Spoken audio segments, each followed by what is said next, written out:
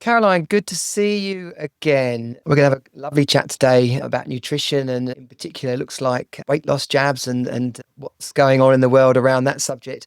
But for people who haven't met you before, why don't you introduce yourself briefly?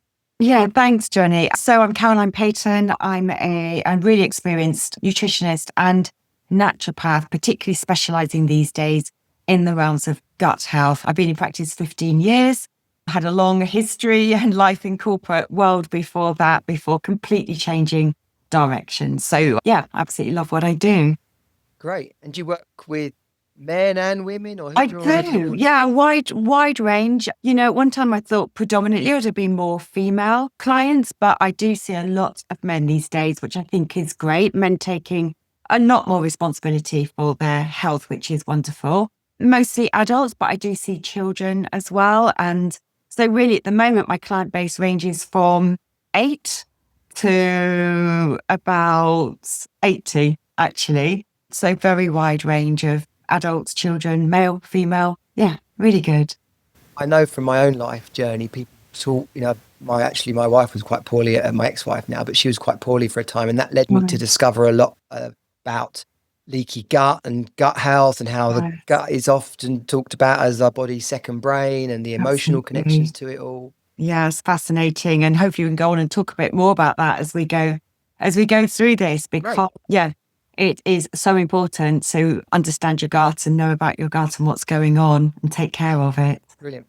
Well, I've got some questions that you've shared with me today, which will help us go from Mhm. topic to topic. First of all, like topical, it seems to be on the news and in every newspaper, and let alone anecdotally talking to friends that are happy to share about it or otherwise. Weight loss jabs. Yeah. I'd love to know your views on that, and starting first and foremost with, are they a good idea for those who struggle to lose weight? Yeah, we're hearing more and more. And actually, as I was driving my car this morning, I heard the announcement on the news. The NHS have just approved one of them on the NHS for those who are quite clinically obese. So, in terms of, do I think they're a good idea? I think they potentially have a very limited role for those who may be clinically obese, which is having, that is really having very serious consequences on health in many, many areas. And I think we have to be very, very careful about where we use these drugs, because I think they're being used too liberally at the moment. People are relying on them. It's potentially seen as a quick and easy way to lose weight. But we know from the research that the moment you stop taking these drugs, you can very, very quickly start regaining all the weight again. And they do come with a lot of side effects, which are not great at all, actually. Yeah, I mean, side effects in America, where they talk at the end of adverts for pharmaceutical Yeah, medicines, they talk about all the side effects that could come as a result, which I suppose is a good thing. But in the UK, where we just put our faith in the NHS and we don't really talk about side effects, are you seeing any, or is there any particular side effects you're concerned about? absolutely. And whilst this has just been approved on the NHS, we know people are getting them either privately or elsewhere online, which I do think is a real worry, actually. But the side effects are really quite horrible.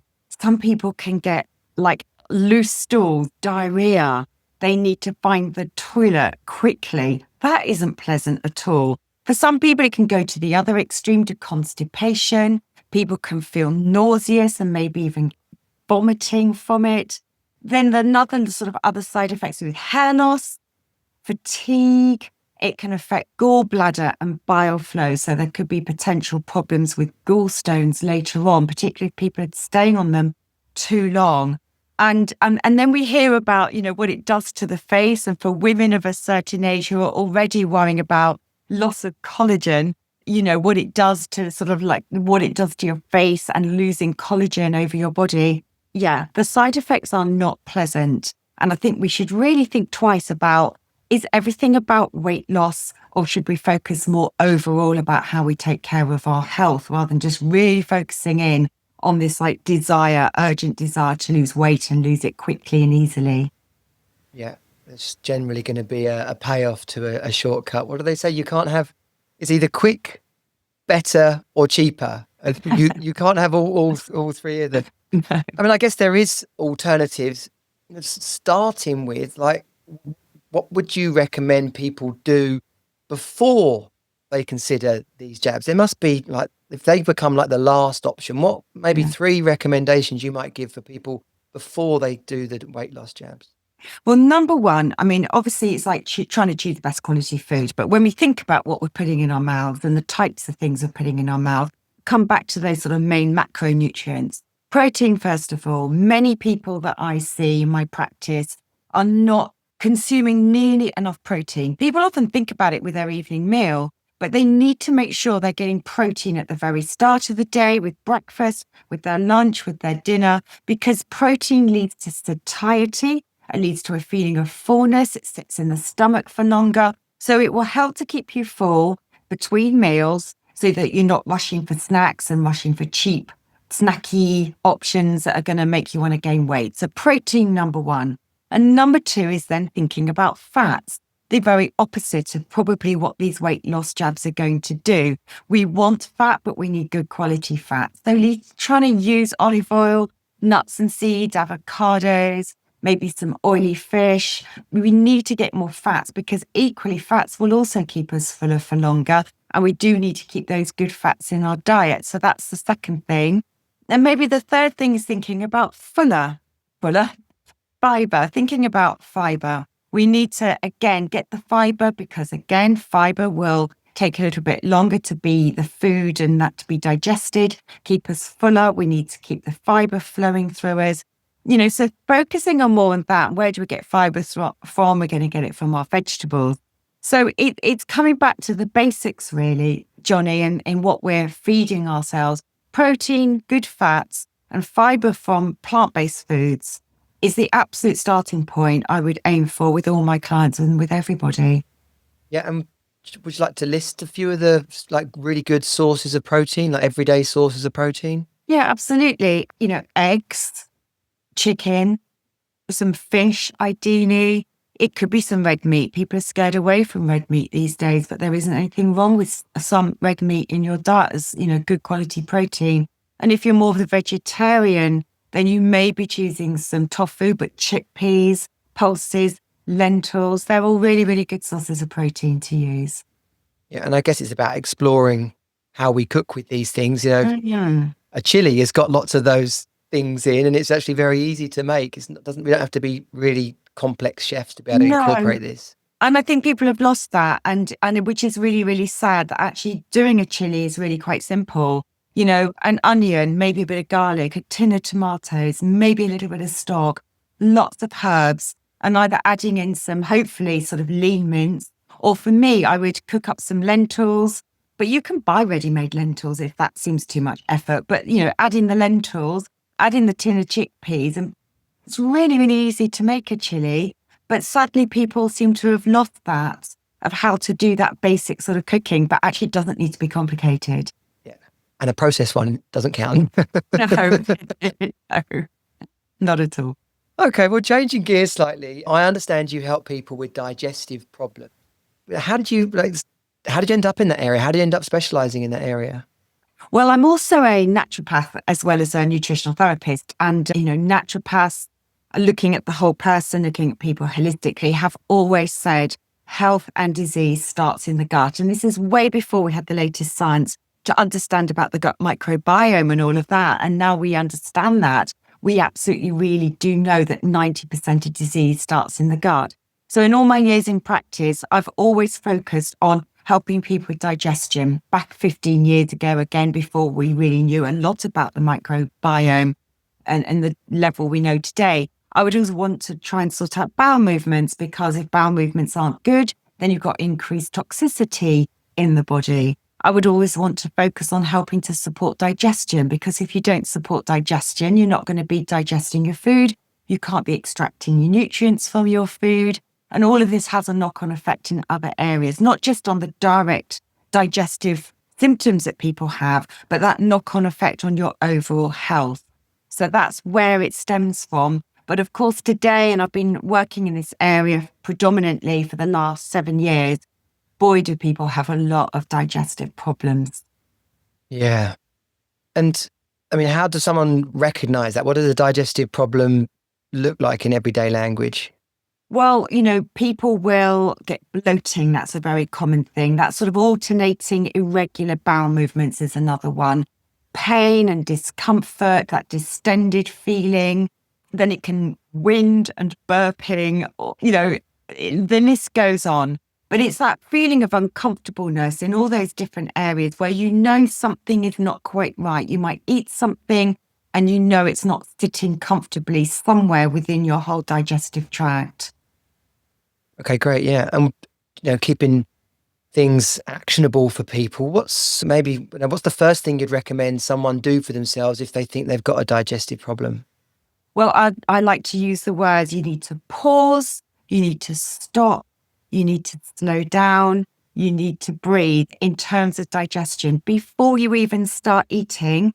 What people are not aware of, and even I found this fact quite fascinating when I learned it, is that 20% of your digestive secretions start before food even enters your mouth, which is quite amazing that 20% is happening just from the sight and the smell of food. And yet we rush it. We just take it for granted that food is there. You just swallow it all down. You don't think about what you're doing. You don't think about chewing it well. You don't think about, how lovely it all is and the colors and the textures and the smell and the ingredients, and you just expect your body to take care of it. But we need to support it, and we need to support it by eating, the words we use and eating mindfully, mindfulness with terms of eating. But that concept that 20% of digestion and secretions are happening before food has even got into your mouth. Once we start to think about that, then we start to think, right, what can I do to take care of that? And we need to try and eat as much as we can when we're not stressed, because stress hinders those digestive secretions that support all of those things happening. And so when we try and eat, and that's why the breathing is important, to try and regulate the stress response and try and move us into that non-stressed phase, which is known as rest and digest, to really optimize digestion as much as we can. Yeah. I guess there's testimony inside of what you just said there for sitting down and having a family meal, or sitting down with your partner and actually enjoying dinner together for those reasons. Yeah. Exactly. Sitting at a table, having that conversation around a table. We've sort of lost that, haven't we? That lovely community with the family sitting together and eating. And that in itself is so important, rather than just grabbing your food and sitting in front of the TV and not even talking to one another. Yeah. And I bet taking a list of digestive problems to your doctor, they're probably going to start chucking Gaviscon and things at you or something else like that. What's the difference between your approach and the medical approach? I think the main thing is the medical approach is understand and try and diagnose and give a medication to try and take that problem away from you. What it isn't doing is getting to the root cause of what is going on. And as a naturopath trying to get to the root cause, listening to people. I take very detailed case histories, really exploring, even from just digestion, let alone other symptoms that might be going on. When did it start? What was going on in your life? What happens when you eat? Does it only happen when you've eaten? How soon after eating does it happen? Where do you feel it in your body? Really trying to understand what's going on. And then I can try and get to the root cause of what might be happening. That's the main difference. And then educating my clients. Because when people understand why they may be getting symptoms, whether it's digestive related or elsewhere, and help them understand the different way of eating, different foods or type way they are eating. Once people understand, they're more likely to follow that through. And I think that's really, really important in terms of my training and how I work with people. There's no point just going, just do X, because they don't understand why they need to do X, and they're not likely to keep it going long term. The understanding is really important. Yeah. Education, isn't it? That's a teach a man to fish or teach a woman to fish, or, versus just chuck them a fish for dinner. It's a completely different experience and outcome. We've actually touched on, when we were talking about the chili, the impact of ultra processed foods. Digging into that a little bit as we sort of go through these questions. How can people make healthier choices, and how can people know what foods fall into the ultra processed category and maybe gives them a better chance of avoiding them. Yeah, everyone's becoming aware again with the media knowledge around ultra processed and even processed foods. And we're hearing about it all the time, which is really, really good. The classification came about, I think it was in 2018 or 2019, this classification of what forms processed, ultra processed, etc. And when we think about it, so people really understand when they're putting things in their shopping basket, I think the question to ask yourself is, do you recognize the base ingredients when you look at that food? So when we think about a carrot, you recognize a carrot when you buy it. If you buy rice, you recognize the rice, for example, or the meat. And when you buy something that's processed or ultra processed, can you actually recognize those ingredients in that food? Because what's happening is the more things are processed, the more processes that it goes through, it moves from processed to ultra processed. So let's take a loaf of bread. A loaf of bread actually falls into a processed category. You can't identify the grain of wheat within the bread. It's gone through a lot of processes. And when you look at the packaging, when you buy a loaf of bread, do you recognize all those ingredients that are listed there? Because there's some very strange things listed on there that are used to prolong the life of the bread, give it some colouring, give it some texture, emulsifiers and things like that, which are chemical additives, which are not great. So do you recognize every single ingredient? And do you actually recognize the core raw ingredients when you're looking at that food? But that's how to help people. And I'm not saying we're never going to eat a loaf of bread again. Of course we are, but try and buy the best quality that you can afford that's got the least number of ingredients listed on it is the best advice I could give you there. And then in terms of how can people, if they're going to try and cook for themselves and do things simply, what could they do? I love talking about eggs as a brilliant fast food. You think what you can do with a dozen eggs or 2 eggs, 3 eggs. What can you do with those? Well, you can boil them. You can keep them in the fridge for a few days and you can take them with you when you're on the go. Really simple, lovely protein, lovely fats in there. Very good for you. You can scramble them. You can make an omelette. So really, really easy. Another thing for simplicity and speed, because many people want that, and that's why they choose more processed foods, is buy some bags of frozen vegetables. Yeah, actually, sometimes frozen vegetables could be better and have a higher nutritional content than the ones that you're actually buying in the supermarket or in the farmer's market, just fresh. I love to buy fresh. Don't dismiss frozen vegetables if they're chopped. You can easily then just cook them or roast them or steam them or whatever it might be. That's a really, really easy thing to do. So just taking things like that. If you like eating fish, people are not sure what to do with it. I just like to get a piece of fish, sprinkle some mixed herbs over the top, wrap it in a bit of tin foil, put it in the oven. Very, very, very simple to do. So there's a few starting points to take away for speed and simplicity and not overcomplicating things. Yeah. And is that what you just described? I've heard about people, that's called clean eating. Is that what you hear as clean eating? Yeah, I mean, clean eating is do you recognize those ingredients and then you're not adding anything else to it? That is what clean eating is. Yeah. Brilliant. And as we record this, I see that it's World Wellbeing Week. That's quite, try saying that fast. What can employers do to encourage more of a focus on well-being?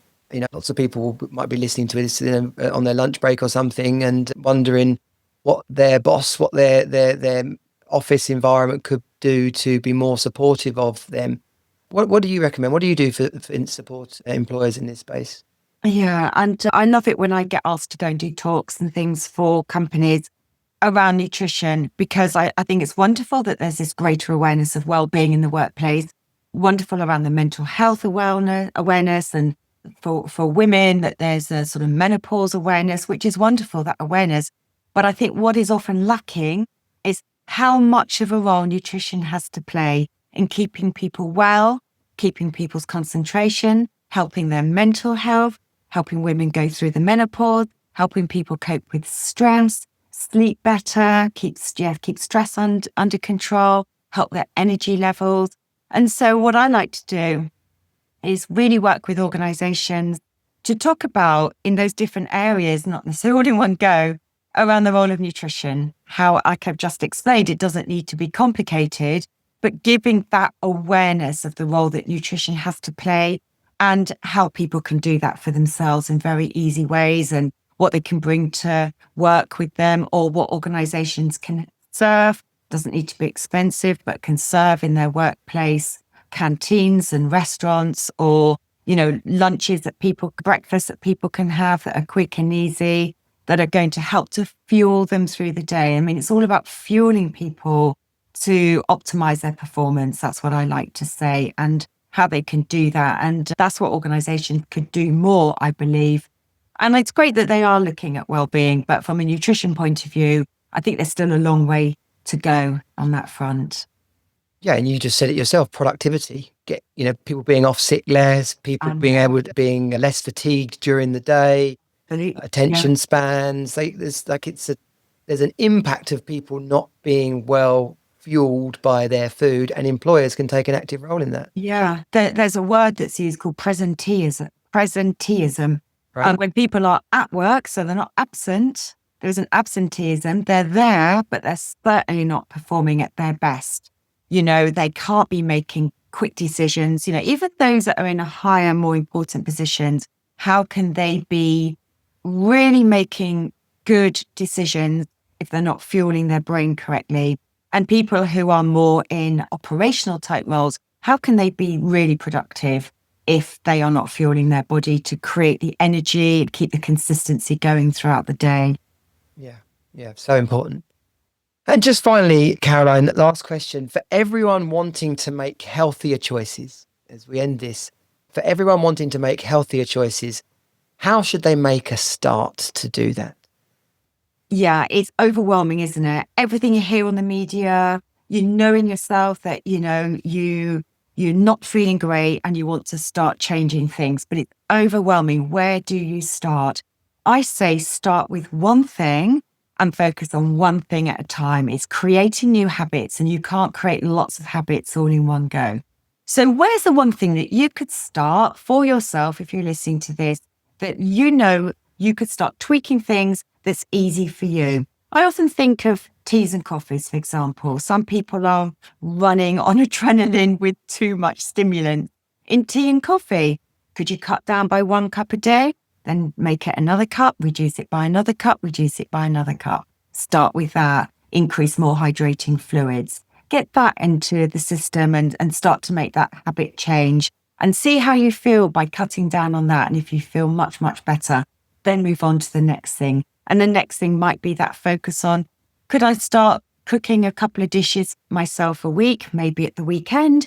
You might think of making some things like those chili we talked about earlier, put them in the freezer, have some portion sizes, and then you can get them out during the week. So you've got some healthier meals on the odd days that you can have during the week. Just do one thing at a time, focus on one thing, try and make it a consistent habit, and then move on to the next. And don't try and rush trying to do too much too quickly, because then it becomes overwhelming and then it all falls by the wayside because your brain just can't cope with too much at one time. Yeah, so important. Yeah. Little wins. Stack up those little wins. Yeah, it's what they do in sport. I talk about that, isn't it? Those sports habits, and it's those small little wins, but you keep stacking them up and it becomes much, much bigger. And it's the same thing here. Yeah. And for anyone that's been shared this, they might not be watching on one of your channels or your website, Caroline, how can people find and connect with you and get access to your services? Well, my business name is called Peyton Principles, and Peyton is, my surname is Peyton, so Peyton Principles. I have a YouTube channel, Peyton Principles, Natural Health. My website's Peyton Principles. So that's the main way that people can find me, Instagram, LinkedIn as well, under that name. Great. Absolutely brilliant. Love talking to you today, Caroline. Yeah, thank you so much. See you next time. Cheers. Thank you.